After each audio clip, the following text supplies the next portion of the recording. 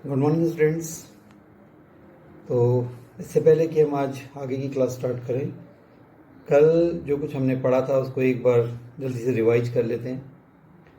कल हमने आपको बताया था कि इलेक्ट्रोस्टैटिक्स का क्या अर्थ है और जो विद्युत आवेश है, विद्युत आवेश क्या होता है, इसके गुण क्या हैं। गुणों में हमने बताया था आपको कि आवेश, विद्युत आवेश दो प्रकार के होते हैं, धनावेश और ऋणावेश। समान प्रकार के आवेश परस्पर प्रतिकर्षित करते हैं, विपरीत प्रकार के आवेश एक दूसरे को आकर्षित करते हैं। आवेश उत्पन्न होने का जो कारण है वो है इलेक्ट्रॉनों द्वारा किसी वस्तु से बाहर निकलना या किसी वस्तु पर इलेक्ट्रॉनों का आ जाना। वो इलेक्ट्रॉनों के निकलने से धनावेश उत्पन्न हो जाता है और इलेक्ट्रॉनों के आने से ऋणावेश उत्पन्न हो जाता है। ठीक है। साथ ही हमने बात करी थी कि आवेशों के क्वांटीकरण का क्या अर्थ है, कि किसी भी वस्तु पर जो आवेश है वो उसके कुछ निश्चित मान ही संभव होते हैं। वो सदैव जो मूल आवेश होता है उसके पूर्ण गुणजों के रूप में ही पाया जाता है। इसी को हम लोग आवेशों का क्वांटीकरण कहते हैं। और हमने बताया था कि मैथमेटिकली इसको एक फॉर्मूले से एक्सप्रेस कर सकते हैं। That formula is Q is equal two plus minus NE। ठीक है। उसके बाद हमने बात करी थी आवेश संरक्षण के नियम के बारे में, कि भाई आवेश जो है न तो उत्पन्न किया जा सकता है न ही नष्ट किया जा सकता है। ठीक है। हमने इसको दूसरे रूप में इस प्रकार से कहा था कि अगर हमारे पास कोई भी आइसोलेटेड सिस्टम है तो उस आइसोलेटेड सिस्टम के भीतर जो आवेश की कुल मात्रा है वो कुल मात्रा संरक्षित रहती है, एक समान बनी रहती है। अर्थात आवेश अगर उस निकाय से बाहर नहीं जा रहा है, उस निकाय में कोई अतिरिक्त आवेश नहीं आ रहा है, तो उस निकाय के भीतर कुल आवेश नियत बना रहता है। ठीक है। आवेश एक भाग से दूसरे भाग में जा सकता है, लेकिन आवेश की कुल मात्रा उस निकाय के भीतर नियत बनी रहती। उसके बाद हम लोगों ने बात करी थी कि किस प्रकार से प्रेरण द्वारा भी आवेश उत्पन्न हो सकता है। अगर हमारे पास एक ऐसी वस्तु है जो निरावेशित है, उदासीन है, और उसके निकट हम कोई एक ऐसी वस्तु लेकर के आते हैं जो आवेशित है, तो जब आवेशित वस्तु को किसी निरावेशित वस्तु के निकट लाया जाता है तो उससे उस निरावेशित वस्तु पर भी कुछ आवेश प्रेरित हो जाता है ना। जैसे मैंने आपको बताया कि अगर आप ड्राई आइस के ऊपर एक कॉम को रगड़ें और उस कॉम को अगर आप छोटे छोटे जो हमारे पास कागज़ के टुकड़े हैं उनके निकट लेकर के जाएं, तो जो कागज़ के टुकड़े हैं वो उस कॉम की तरफ आकर्षित होने लगते हैं। उसका कारण क्या है कि भाई जब आपने कॉम को अपने सूखे बालों से रगड़ा तो कॉम क्या हो गई, चार्ज हो गई। ठीक है ना। उसके बाद जब आप उस कॉम को उन कागज़ के छोटे छोटे टुकड़ों के पास लेकर के आए तो उन कागज़ के छोटे छोटे टुकड़ों पर विपरीत प्रकार का आवेश प्रेरित हो गया, और दो विपरीत प्रकार के आवेशों के मध्य किस प्रकार का बल काम करता है, आकर्षण का बल काम करता है, और वो कागज़ के टुकड़े उस आकर्षण बल के कारण उस कॉम की ओर आकर्षित हो जाते हैं। ठीक है। तो ये सारी चीज़ें कल की क्लास में हम लोगों ने डिस्कस करी थी। तो आज हम लोग स्टार्ट करने जा रहे हैं कि जो आवेश है उसका मात्रक क्या होता है, उसको हम किस यूनिट में उसको हम मापते हैं। तो आप देख रहे हैं कि लगातार हम लोग यहाँ पर एक मात्रक का प्रयोग कर रहे हैं आवेश को मापने के लिए, और वो मात्रक कौन सा है, वो मात्रक है कूलाम। ठीक है। तो ऐसा ही पद्धति में जो आवेश का जो मात्रक होता है वो क्या होता है, कूलाम होता है। ठीक है। और कल मैंने आपको बताया था कि एक कूलाम आवेश का अर्थ होता है 6.25 × 10⁻18 इलेक्ट्रॉन्स। ठीक है ना। तो किसी जगह पर एक कूलाम आवेश है, कहीं पर एक कूलाम आवेश है अधिक या कम, यानी प्लस या माइनस। तो +1 है तो इसका मतलब वहाँ पर 6.25 × 10⁻18 इलेक्ट्रॉन्स की कमी है, और कहीं पर -1 कूलाम है तो उसका अर्थ यह है कि वहाँ पर 6.25 × 10⁻18 इलेक्ट्रॉन्स की अधिकता है। ठीक है। तो ये कूलाम हुआ। इस प्रकार से कूलाम को हम समझ सकते हैं। लेकिन प्रश्न यहाँ पर ये उठता है कि कूलाम एक फंडामेंटल यूनिट है या डिराइव्ड यूनिट है, क्या एक मूल मात्रक है या एक व्युत्पन्न मात्रक है। तो ये मैं यहाँ पर स्पष्ट कर देना चाहता हूँ कि जो कूलाम है, कूलाम अपने आप में एक व्युत्पन्न मात्रक है, ये मूल मात्रक नहीं है। ठीक है। तो मूल मात्रक नहीं है तो फिर इसे मूल मात्रक के पदों में व्यक्त किया जा सकता है, तभी ये व्युत्पन्न मात्रक है। ठीक हो गया। तो इसका अगर हम इसको मूल मात्रक के पदों में बोलें, कूलाम को अगर हम मूल मात्रक के पदों में कहें तो इसका मात्रक क्या होगा, ठीक है ना। तो इसका जो मात्रक होता है मूल मात्रक के पदों में, तो दो मूल मात्रक के पदों में इसको हम लोग व्यक्त करते हैं। पहला मूल मात्रक है एम्पियर और दूसरा है सेकंड। तो 1 coulomb is equal to 1 ampere second, ठीक। तो इसका मतलब यह है कि अगर किसी चालक से 1 सेकंड में 1 एम्पियर की धारा प्रवाहित हो रही है, तो वहां से जो आवेश जो प्रवाहित हुआ है वो कितना प्रवाहित हुआ है, 1 कूलाम आवेश, यानी 6.25 into 10 to the power 18 electrons के बराबर, या 6.25 into 10 to the power 18 electrons, ठीक है ना। तो ये इसका एसआई पद्धति का मात्रक है। अगर हम बात करें जो एक और पद्धति है जिसमें कई बार जिसका हम लोग प्रयोग करते हैं, वो है सीजीएस पद्धति, ठीक है, जिसको हम लोग क्या कहते हैं, सेंटीमीटर ग्राम सेकंड पद्धति, ठीक है।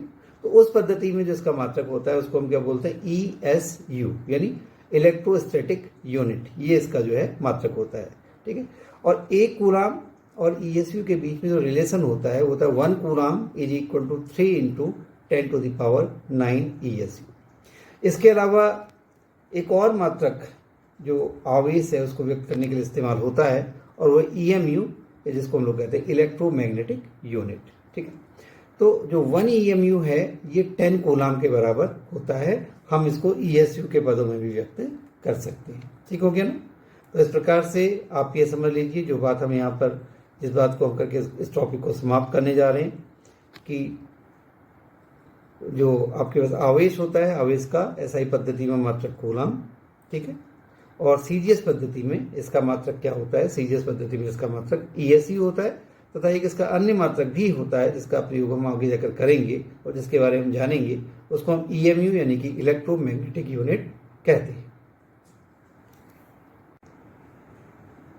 बच्चों, अगला टॉपिक जो हम डिस्कस करने जा रहे हैं वो है कूलाम का नियम। जैसा अभी हम लोगों ने पीछे पढ़ा कि जब दो समान प्रकार के आवेश, मतलब दोनों या तो धनावेश या दोनों ऋणावेश हों, एक दूसरे के निकट लाए जाते हैं तो उनके मध्य एक प्रतिकर्षण का बल कार्य करने लगता है, मतलब वो एक दूसरे से दूर धकेलने लगते हैं। फाइन। इसी प्रकार से यदि हम दो विपरीत प्रकार के आवेशों को एक दूसरे के निकट लेकर के आए तो उनके मध्य आकर्षण बल कार्य करने लगता है, ठीक है। लेकिन ये जो हम बात यहाँ पर कर रहे हैं, ये जो ऑब्जर्वेशन हमारा है, इस ऑब्जर्वेशन से हम कुछ चीज़ें ऑब्जर्व तो कर सकते हैं कि ठीक है भाई, इनको जब हम जितना नज़दीक रख रहे हैं बल उतना ज़्यादा है, हम जितना आवेशों का परिमाण बदल रहे हैं उसी अनुपात में बल भी बदल रहा है, परिमाण बढ़ाने पर बल बढ़ रहा है और परिमाण घटाने पर बल घट रहा है।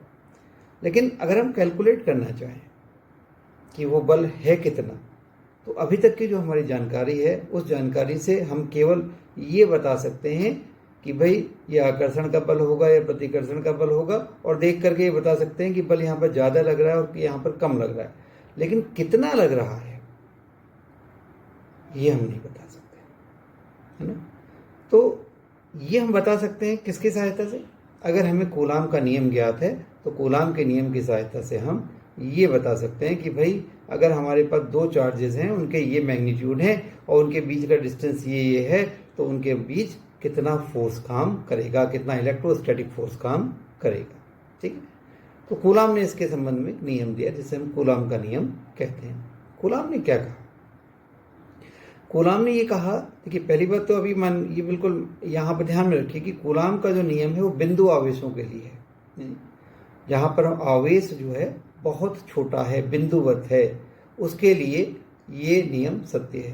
तो बाद में हम इसको बिंदु को हम लोग कैसे जनरलाइज करेंगे, बिंदु को हम कैसे समझेंगे, है ना, तो वो हम आगे इसके बाद डिस्कस करेंगे कि दो गोलों के मध्य लगने वाले बल के लिए हम कैसे कूलाम का नियम लगा सकते हैं, क्यों लगा सकते हैं, भाई ये तो केवल बिंदुओं के लिए, उसको बाद में देखेंगे। फिलहाल ये बात हम यहाँ पर ही मान करके चलिए कि ये जो नियम है किसके लिए दिया गया है, बिंदु आवेशों के लिए दिया गया है, ठीक है।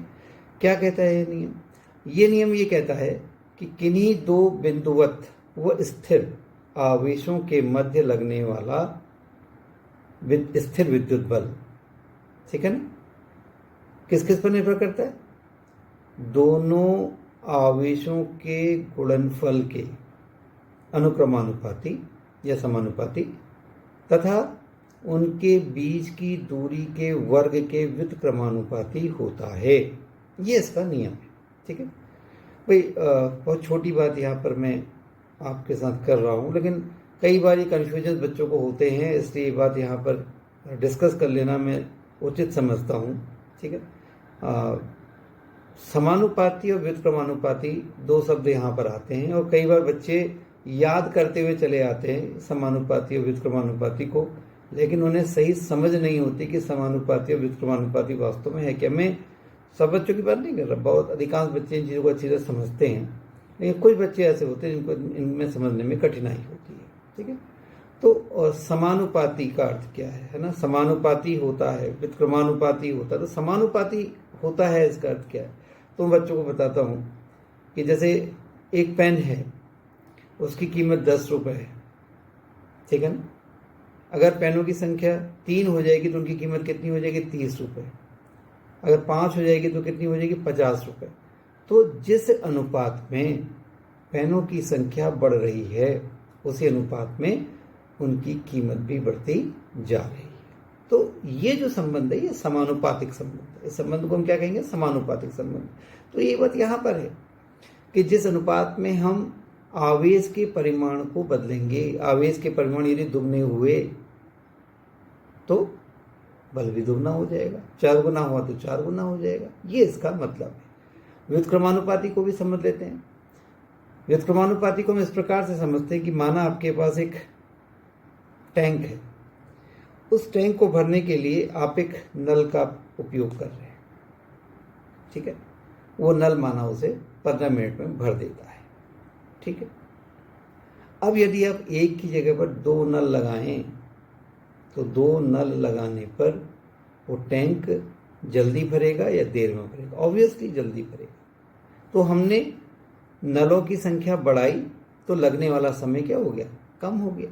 अर्थात एक राशि को बढ़ाने पर दूसरी राशि घट गई। तो इस प्रकार का जो संबंध है, जो यहाँ पर नलों की संख्या और उस टैंक को भरने में लगने वाला समय, इन दोनों के बीच का जो संबंध है ये व्युत्क्रमानुपातिक संबंध है। ठीक है ना, तो यहाँ पर भी इसका अर्थ यही है कि आप जैसे जैसे दूरी बढ़ाते चले जाएंगे, दूरी के वर्ग के अनुपात में बल का मान घटता चला जाएगा। जैसे अगर आपने 2 बिंदु आवेशों के बीच की दूरी 2 गुनी कर दी, ठीक है, तो बल 1/4 हो जाएगा। 3 गुनी कर दी तो 1/9 हो जाएगा। 4 गुनी कर दी तो 1/16 हो जाएगा। ठीक है, तो ये जो है किसका कथन है, ये कूलाम के नियम का स्टेटमेंट है, कूलाम के नियम का कथन है। इस चित्र को आप ध्यान से देखिए। यहाँ पर बिंदुओं पर ए पर एक आवेश रखा हुआ है Q1, बिंदु बी पर दूसरा आवेश रखा हुआ है Q2 और इन दोनों के बीच की जो दूरी है वो कितनी है, R। ठीक है ना, ये 2 बिंदु आवेश हैं, दोनों यहाँ पर मान करके चल रहे हैं धनावेश हैं और ये ए बी दिशा में एक यूनिट वेक्टर है R कैप। ठीक है ना, अब कूलाम का नियम कहता है कि भाई इस आवेश और इस आवेश के बीच में जो बल काम करेगा, जो स्थिर विद्युत बल काम करेगा, वो इन दोनों आवेशों के गुणनफल के समानुपाती होगा। तो आप देख रहे हैं यहाँ पर हमने लिखा है F is proportional to Q1 into Q2। ठीक है, फिर उसके बाद वो कहता है कि इन दोनों के मध्य लगने वाला जो स्थिर विद्युत बल है वो इन दोनों बिंदुओं के बीच की दूरी के वर्ग के व्युत्क्रमानुपाती होगा। ठीक हो गया। तो अब हम इन दोनों को इस प्रकार से लिख सकते हैं कि F is equal to K Q1 Q2 upon R², equation number 1, जहां जो K है स्मॉल k, ये एक नियतांक है जिसे हम क्या बोलते हैं, जिसे हम स्थिर विद्युत नियतांक कहते हैं। और यदि दोनों आवेश निर्वात में स्थित हैं तो जो k का मान होता है वो होता है 1/4 पाई एप्सिलॉन नॉट। ये जो आप यहाँ पर देख रहे हैं ये ग्रीक वर्ड है और इसको हम इस तरह से पढ़ते हैं एप्सिलॉन नॉट। ठीक है, इसकी जो वैल्यू निकल करके आती है, इस कांस्टेंट की जो वैल्यू होती है वो कितनी होती है, 9 इंटू 10⁹ न्यूटन मीटर स्क्वायर पर कूलाम स्क्वायर। ठीक है, तो ये जो यहाँ पर ग्रीक वर्ड है एप्सिलॉन नॉट, ये हमें समझ में आया ये एप्सिलॉन नॉट है, लेकिन ये यहाँ पर किस लिए लगाया गया है, ये यहाँ पर किसको डिनोट करता है। जैसे यहाँ पर आवेश Q1, ये Q1 और Q2 आवेश को बताते हैं, R उनके बीच के डिस्टेंस को बताते हैं। ठीक है, 4 एक नंबर है, पाई एक मैथमेटिकल कांस्टेंट है।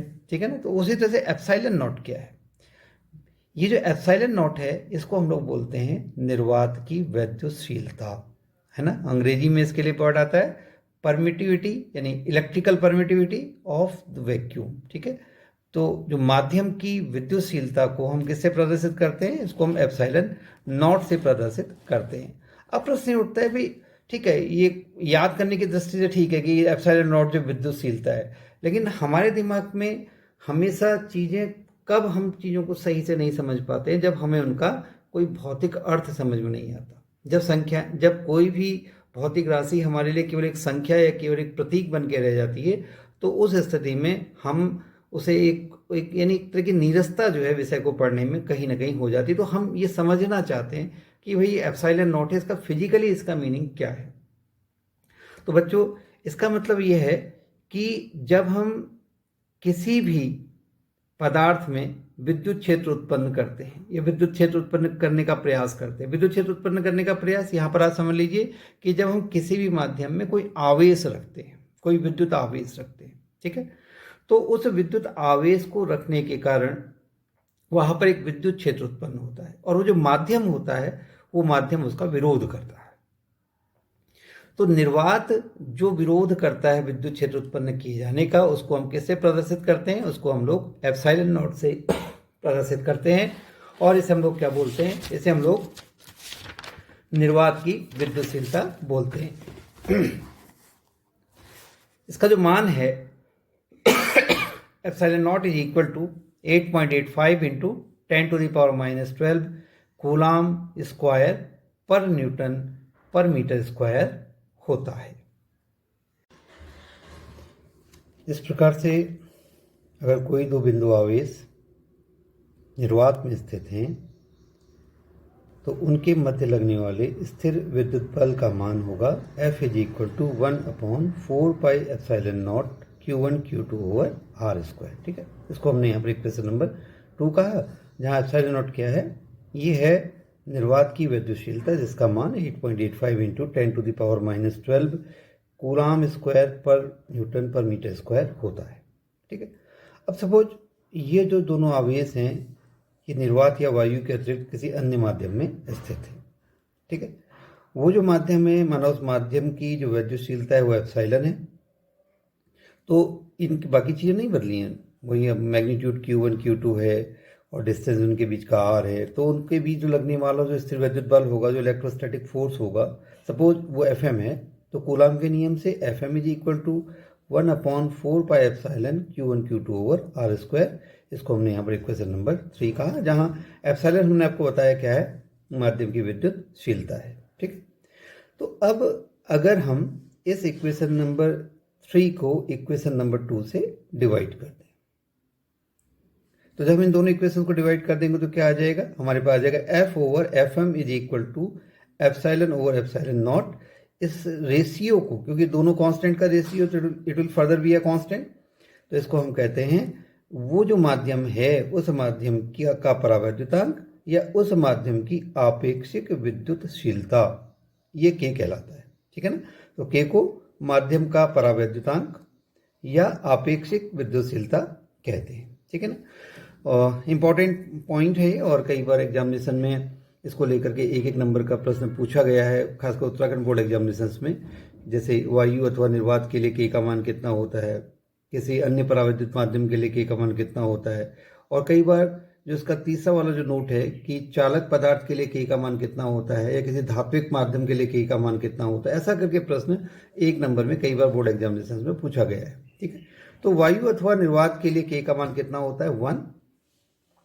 किसी अन्य परावैद्युत माध्यम के लिए K का मान कितना होता है, ग्रेटर देन 1। और चालक पदार्थ के लिए सदैव K का मान कितना होता है, इन्फिनिटी यानी कि अनंत होता है, ये महत्वपूर्ण बिंदु आपको ध्यान में रखना चाहिए।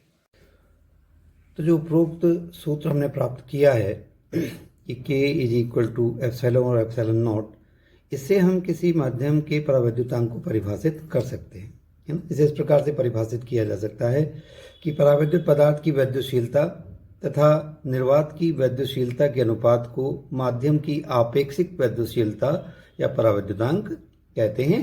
और आपको पता है कि हम लोग इसको किससे डिनोट करते हैं, इसको हम लोग K से डिनोट करते हैं, ठीक है। तो अगला टॉपिक अब हम इस चैप्टर का टेकअप करने जा रहे हैं, और वो है कि ये जो अभी हमने कूलाम का नियम पढ़ा है, इसको हम वेक्टर फॉर्म में किस तरह से लिख सकते हैं, ठीक है। क्योंकि हम जानते हैं फोर्स एक वेक्टर क्वांटिटी है ना। तो ये जो हमारे पास जो कूलाम्स लॉ है, इस कूलाम्स लॉ को हम वेक्टर फॉर्म में किस तरह से लिख सकते हैं, फाइन। तो चलिए फिर से स्टार्ट करते हैं। यहाँ पर हम देख रहे हैं कि ये Q1 और Q2 दो आवेश हैं, इनके बीच की दूरी r है, और A से B की ओर की दिशा को बताने वाला एक यूनिट वेक्टर हमारे पास यूनिट वेक्टर r है। आप जानते हैं एकांक सदिश के बारे में, एकांक सदिश किसी दिशा को बताता है और स्वयं में उसका जो परिमाण है वो कितना होता है, एकांक होता है, ठीक है। तो अब हम यहाँ पर जब कूलाम का नियम लगाएंगे तो वेक्टर F12 यानी 1 जो 2 पर जो फोर्स लगा रहा है उसकी जो वैल्यू होगी K जहाँ पर इलेक्ट्रोस्टैटिक कांस्टेंट है, Q1 Q2 over R square, और आर कैप यहाँ पर ये बता रहा है कि ये बल इस दिशा में कार्यरत है, ठीक है। तो अब ये जो आर कैप है, इस आर कैप को हम जानते हैं कि R cap is equal to, इस प्रकार से लिखा जा सकता है, R cap is equal to vector R over magnitude of vector R. तो इस वैल्यू को हमने यहां से उठाकर यहां रख दिया। तो ये जो हमारे पास सूत्र आ गया, ये आ गया K Q1 Q2 over R square into vector R over magnitude of R. इसको हम इस प्रकार से लिख सकते हैं, कि vector F12 is equal to K Q1 Q2 over R cube into vector R, ठीक है। तो ये जो Q1 है, इससे Q2 पर लगने वाले बल का मान हमारे पास आ गया, और उसकी दिशा यहाँ पर हमें पता चल रही है कि उसकी दिशा इधर से इधर की ओर है, फाइन। अब अगर हम यही काम यहाँ पर इस आवेश द्वारा इस आवेश पर लगने वाले स्थिर विद्युत बल के संबंध में ज्ञात करें तो ये क्या हो जाएगा, vector F21 is equal to minus क्यों आ गया, क्योंकि आर कैप इस दिशा में है, तो इसके विपरीत दिशा में इसका मान कितना हो जाएगा, माइनस आर कैप। केवल यही एक चेंज है इसमें। तो इस तरह से जो इक्वेशन हमारे पास आ जाएगी वो आ जाएगी vector F21 is equal to minus K Q1 Q2 और R square into vector R. तो अगर आप इन दोनों इक्वेशंस को कंपेयर करें, इक्वेशन नंबर 1 और इक्वेशन नंबर 2, तो इससे क्लियर हो रहा है कि vector F12 is equal to minus vector F21, अर्थात ये आवेश इस आवेश पर जितना बल लगा रहा है, ये आवेश भी इस आवेश पर उतना ही बल विपरीत दिशा में आरोपित कर रहा है, ठीक है ना। तो इस प्रकार से हम जो न्यूटन का जो थर्ड लॉ है, जिसको क्रिया प्रतिक्रिया नियम भी कहते हैं, वो यहाँ पर फॉलो हो रहा है। तो इस प्रकार कूलाम का नियम न्यूटन के तीसरे नियम का पालन करता है। तो अभी तक जब हमने कूलाम के नियम का अध्ययन किया तो हमने कूलाम के नियम को केवल उस स्थिति में अप्लाई किया जब हमारे पास केवल 2 बिंदु आवेश हैं। लेकिन अगर हमारे पास बिंदु आवेशों की संख्या 2 से अधिक है तो ऐसी स्थिति में उनमें से किसी एक आवेश पर लगने वाले बल का मान किस प्रकार से ज्ञात किया जाएगा, इसको हम लोग यहाँ पर डिस्कस करने जा रहे हैं। इसी को हम लोग कह रहे हैं कि बहुल आवेशों के बीच बल, ठीक है। तो जैसा बच्चों आप यहाँ पर देख रहे हैं कि यहाँ पर एक आवेश रखा हुआ है Q0, उसके चारों तरफ 3 और आवेश रखे हुए हैं Q1, Q2 और Q3। Q1 के कारण इस पर बल इस प्रकार से P1 F1 इस दिशा में लग रहा है, Q2 के कारण बल F2 इस दिशा में लग रहा है, और Q3 के कारण बल F3 इस दिशा में लग रहा है, ठीक है ना। तो यहाँ पर प्रश्न ये है कि इस पर कुल कितना बल काम कर रहा है, ठीक है।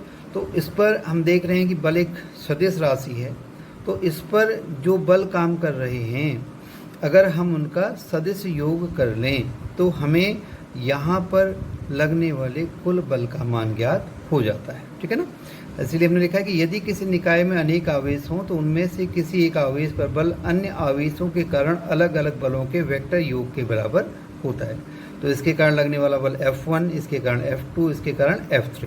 ठीक है, तो हम इसको लिख सकते हैं vector F is equal to vector F1 plus vector F2 plus vector F3। ठीक है ना। तो अगर हम यहाँ पर कूलाम का नियम लगाएं तो यहाँ पर अगर ये माना जाए कि सारे के सारे आवेश निर्वात में स्थित हैं तो vector F is equal to 1/4πε0 Q1 Q0 over R1 square, इस वाले डिस्टेंस का स्क्वायर, और इस दिशा में यूनिट वेक्टर R1।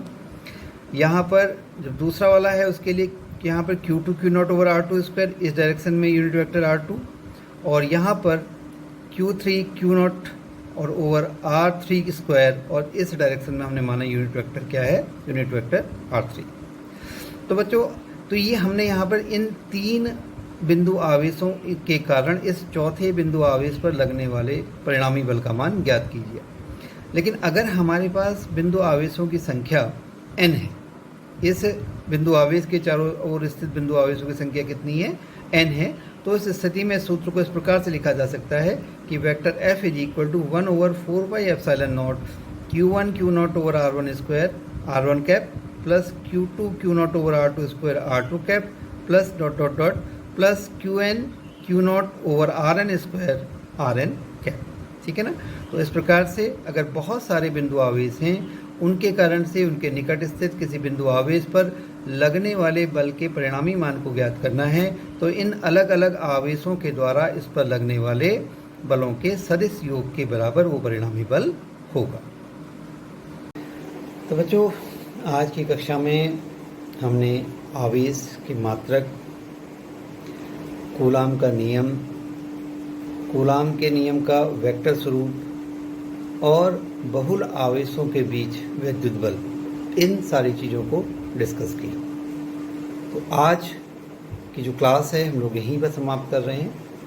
कल हम लोगों का ये प्रयास रहेगा कि कूलाम के नियम पर आधारित कुछ प्रश्न, कूलाम के नियम की या कूलामिक फोर्स की जो अदर शॉर्ट रेंज फोर्सेज हैं उनके साथ एक कंपैरिजन, और उसके बाद विद्युत क्षेत्र की तीव्रता और आगे के और जो टॉपिक्स हैं उनको हम कल की क्लास में डिस्कस करेंगे। तब तक के लिए नमस्कार।